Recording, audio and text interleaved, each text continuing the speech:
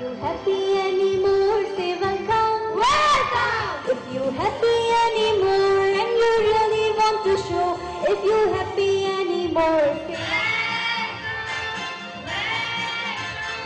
say stage पर रंग बिखेरती ये प्यारी प्यारी बच्चियां बल्दिया टाउन के निजी स्कूल की तालबात हैं।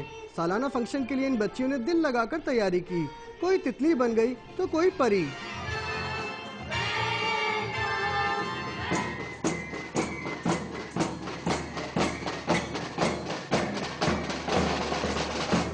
स्कूल के ये बच्चे बैंड बजाने में भी किसी से पीछे नहीं रहे और इस मेहनत से धुनें पेश की कि शुरा अश अश कर उठे।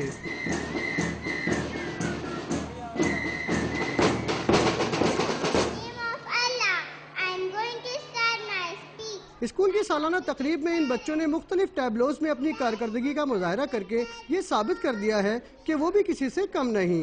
कैमरामैन अली जान के साथ महराज अख्तर, डॉन न्यूज़, कराची।